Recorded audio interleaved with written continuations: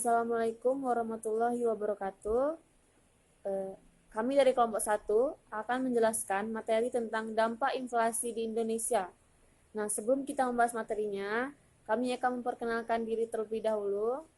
Yang pertama saya sendiri, Suci Ramadanti, dengan NIM 19101059. Yang kedua ada Muhammad Akmal, NIM 19101049. Yang ketiga ada David Valeri, NIM 19101069. Yang keempat ada Ananta Ivan Syaputra, NIM 19101075. Dan yang terakhir Atur Bagus Sinoto, NIM 16101116. Nah, di sini kita akan membahas materi tentang dampak inflasi di Indonesia. Sebelum kita membahas dampaknya atau pengaruhnya, kita harus tahu dulu apa itu inflasi. Nah, inflasi merupakan suatu proses meningkatnya harga-harga secara umum dan terus-menerus yang berkaitan dengan mekanisme pasar yang disebabkan oleh berbagai faktor. Misalnya, meningkatnya konsumsi masyarakat. Yang kedua, berlebihnya likuiditas sehingga memicu konsumsi dan spekulasi. Inflasi juga merupakan proses menurunnya nilai mata uang secara kontinu. Inflasi adalah proses suatu peristiwa yang bukan tinggi atau rendahnya tingkat harga. Sesuatu dapat dikatakan inflasi apabila proses kenaikan harganya terjadi secara terus-menerus. Ada dua cara yang biasanya digunakan untuk mengukur tinggi atau rendahnya inflasi. Yang pertama CPI dan yang kedua GDP deflator. Beberapa pengaruh terhadap ekonomi akibat inflasi. Yang pertama, mendorongnya pengeluaran. Dengan semakin menurunnya nilai mata uang, maka akan mendorong para pemilik tabungan untuk mengambil uang mereka dan menggunakannya untuk membeli barang dan jasa. Dalam keadaan inflasi, menabung akan merugikan karena nilai mata uang semakin menurun. Jadi, pemilik tabungan lebih memilih untuk mengambil uang mereka untuk menggunakannya ke hal-hal yang lebih produktif. Bagi konsumen, hal ini berarti membeli barang yang kedepannya akan diperlukan pada saat ini. Contohnya seperti makanan, pakaian, dan lain-lain. Bagi bisnis, ini berarti menyimpan dalam bentuk investasi modal yang berbeda, misalnya seperti emas dan logam mulia. Assalamualaikum warahmatullahi wabarakatuh. Baiklah, di sini saya akan mempresentasikan tentang dampak inflasi terhadap perekonomian. Yang kedua adalah tentang suku bunga naik. Inflasi membuat suku bunga semakin tinggi. Penyebabnya banyak, namun ada dua hal penyebab utama yang akan saya jelaskan. Yang pertama adalah karena pihak bank dan kreditur pemberi pinjaman menyesuaikan tingkat suku bunga yang mereka tetapkan dengan nilai tukar rupiah yang terbaru. Yang kedua adalah penyebab kenaikan suku bunga yang kedua karena pemerintah sengaja mendinginkan perekonomian. Dengan menaikkan suku bunga, maka bunga pinjaman akan menjadi lebih mahal, sehingga tingkat pinjaman baru akan berkurang. Yang ketiga adalah mengurangi daya beli. Inflasi mengurangi daya beli mata uang. Jadi akibat inflasi, jumlah mata uang yang sama akan membeli lebih sedikit barang daripada sebelumnya. Hal ini terjadi karena penjual terdorong untuk menaikkan harga barang mereka sebagai upaya untuk menangkap nilai yang sama untuk barang-barang mereka setelah inflasi.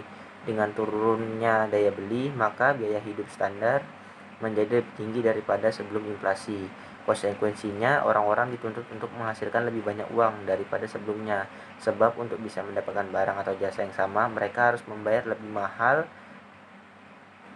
barang-barang tersebut. Baiklah, di sini saya akan melanjutkan presentasinya tentang pengaruh inflasi terhadap hidup. Yang pertama adalah inflasi terhadap pendapatan. Inflasi dapat mengubah pendapatan masyarakat berupa bersifat menguntungkan ataupun merugikan.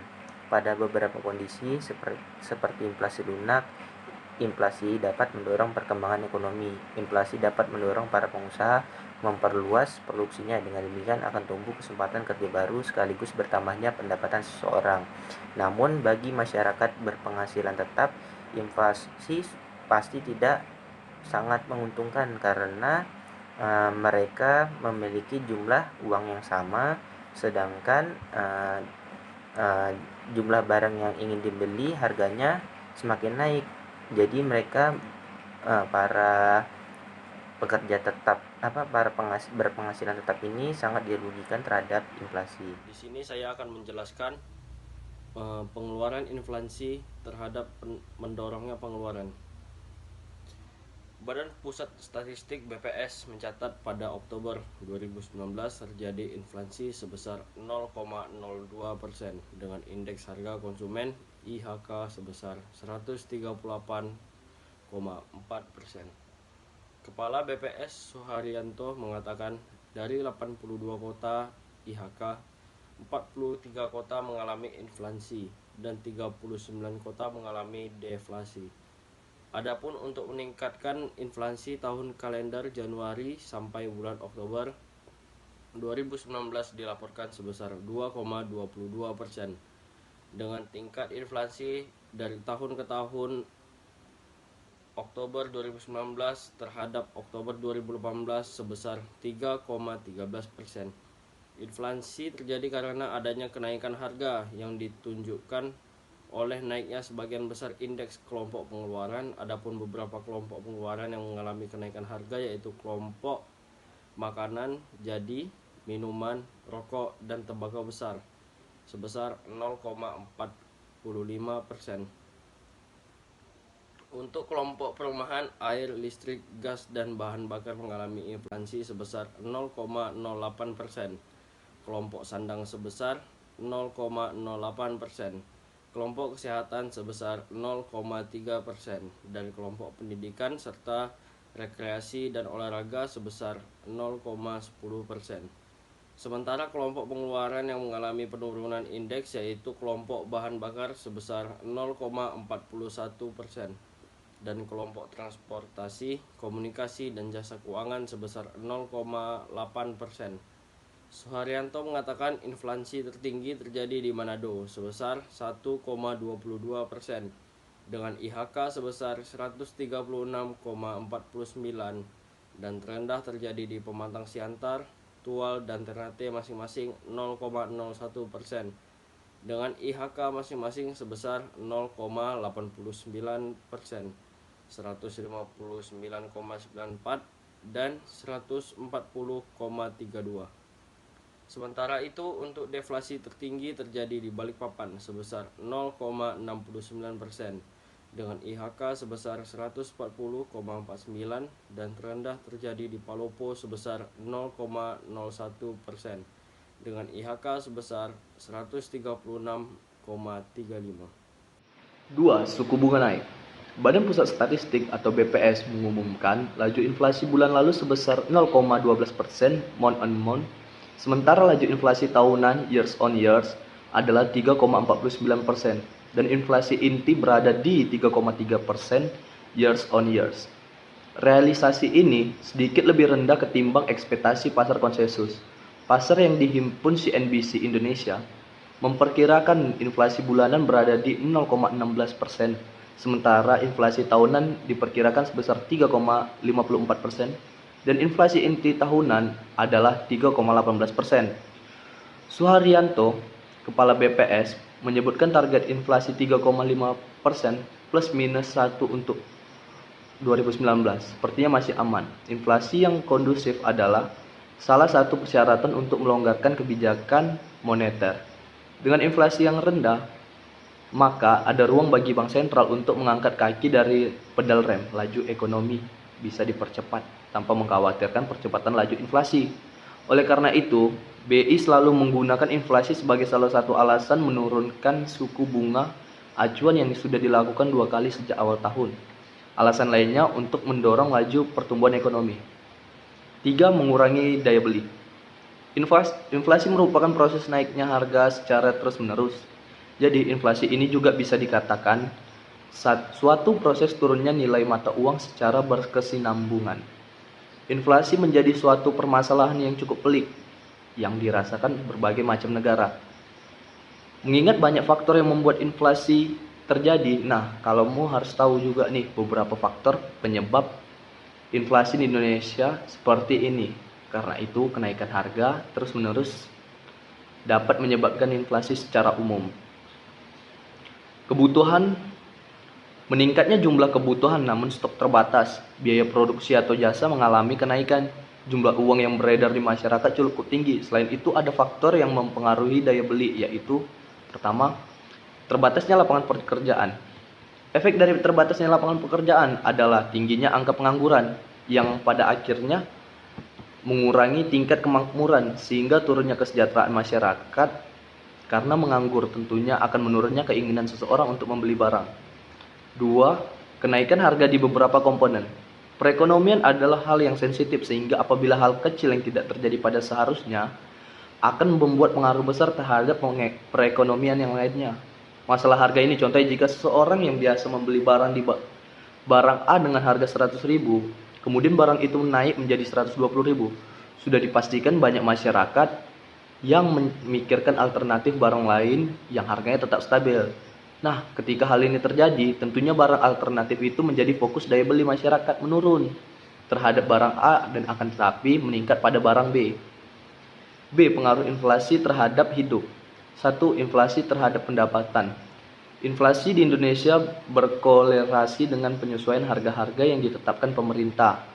Harga-harga energi, bahan bakar, dan listrik ditetapkan oleh pemerintah dan karenanya tidak bergerak sesuai kondisi pasar. Berarti defisit yang dihasilkan harus diserap pemerintah atau badan usaha milik negara atau BUMN, Pertamina dan perusahaan listrik negara atau PLN. Program yang berumur berapa dekade ini menempatkan tekanan yang serius pada neraca anggaran pendapatan dan belanja negara atau APBN dan juga membatasi belanja publik untuk proyek-proyek berjangka panjang dan produktif seperti pembangunan infrastruktur atau pembangunan sosial.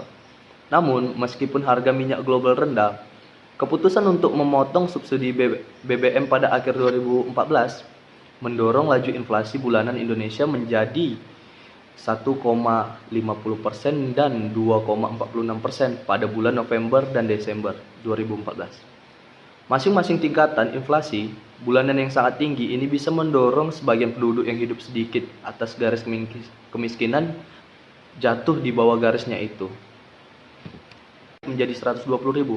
Sudah dipastikan banyak masyarakat yang memikirkan alternatif barang lain yang harganya tetap stabil. Nah, ketika hal ini terjadi, tentunya barang alternatif itu menjadi fokus daya beli masyarakat menurun terhadap barang A dan akan tetapi meningkat pada barang B. B. Pengaruh inflasi terhadap hidup. 1. Inflasi terhadap pendapatan. Inflasi di Indonesia berkolerasi dengan penyesuaian harga-harga yang ditetapkan pemerintah. Harga-harga energi, bahan bakar, dan listrik ditetapkan oleh pemerintah dan karenanya tidak bergerak sesuai kondisi pasar. Berarti defisit yang dihasilkan harus diserap pemerintah atau badan usaha milik negara atau BUMN, Pertamina dan perusahaan listrik negara atau PLN. Program yang berumur berapa dekade ini menempatkan tekanan yang serius pada neraca anggaran pendapatan dan belanja negara atau APBN dan juga membatasi belanja publik untuk proyek-proyek berjangka panjang dan produktif seperti pembangunan infrastruktur atau pembangunan sosial. Namun, meskipun harga minyak global rendah, keputusan untuk memotong subsidi BBM pada akhir 2014 mendorong laju inflasi bulanan Indonesia menjadi 1,50% dan 2,46% pada bulan November dan Desember 2014. Masing-masing tingkatan inflasi bulanan yang sangat tinggi ini bisa mendorong sebagian penduduk yang hidup sedikit atas garis kemiskinan jatuh di bawah garisnya itu. Baiklah, saya akan melanjutkan materi yang telah disampaikan oleh David. Yang kedua, terhadap kalkulasi harga pokok. Badan Pusat Statistik atau disingkat oleh BPS juga telah melakukan survei di banyak kota. Dari 82 kota yang disurvei, 80 diantaranya mengalami inflasi, sedangkan sisanya deflasi. Kota yang mengalami inflasi tertinggi tercatat adalah Kupang, senilai 2,09%, dengan IHK 135,96. Sementara inflasi terendah tercatat di Aceh dengan nilai 0,02% dengan IHK 128,20. BPS mengumumkan inflasi bulanan pada Desember sebesar 0,62%, sehingga inflasi tahunan mencapai 3,13% pada 2018. Naiknya harga bahan bakar minyak non-subsidi menjadi pemicu utama terjadinya inflasi pada tahun 2018.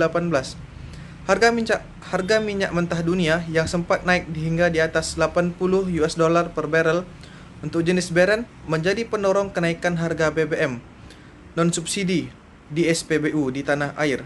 Adapun andil kenaikan BBM terhadap inflasi tahunan sebesar 0,26%.